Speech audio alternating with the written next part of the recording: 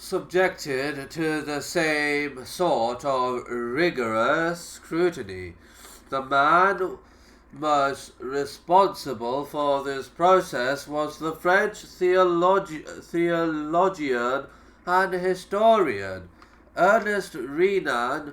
Born in 1823, Renan embarked on a career in the priesthood, enrolling in the seminary of St. Sulpice in 1845. However, he renounced his intended vocation, having been led by Germanic biblical scholarship to question the literal truth of Christian teaching.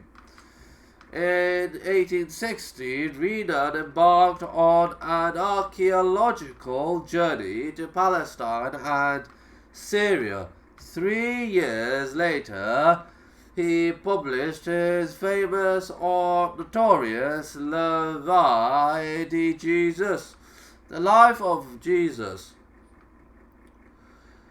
which was translated into English the following year. Renan's book sought to demystify Christianity. It portrayed Jesus as an incomparable man, but still a man, and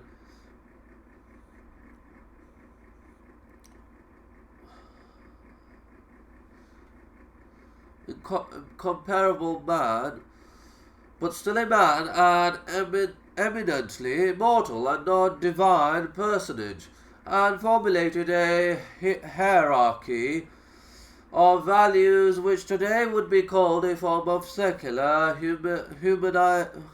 humanism. Renan was no obscure academic or fly-by-night sensationalist. On the contrary, he was one of the most esteemed and prestigious intellectual figures of his age. As a result, the life of Jesus created one of the greatest upsets in the history of 19th century thought.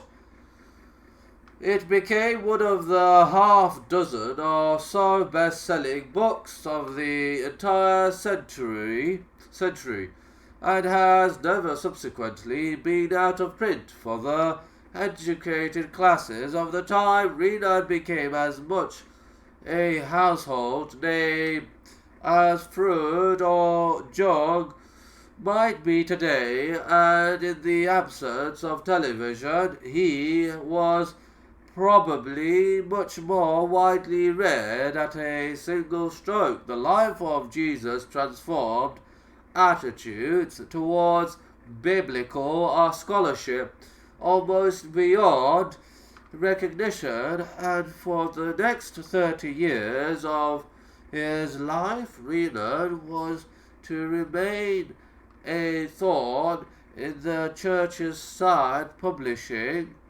subsequent works on the apostles, on Paul, and on early Christianity in the context of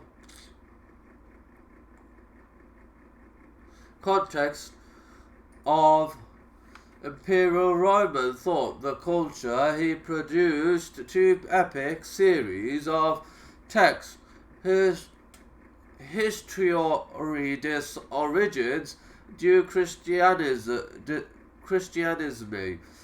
1863 to 83, and Histoire du People d'Israël, 1887-93. It is no exaggeration to say that Renan released from its bottle a genie which Christianity has never since managed to recapture or tame. At the same time, of course, Rome was being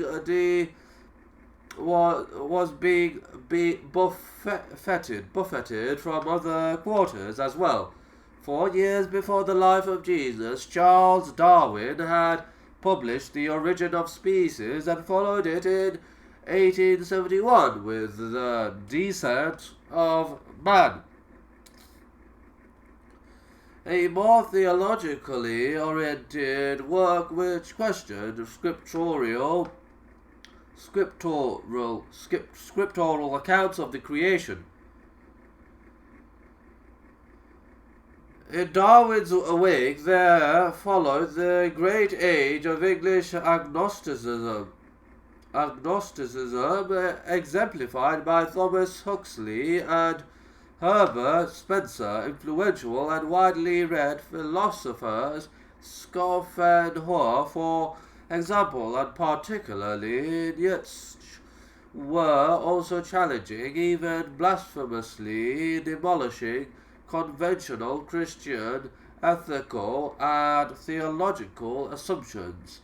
Under the doctrine of I art par, I art the arts were becoming established as a self-contained religion of their own, moving into sacred territory, which organized religion seemed.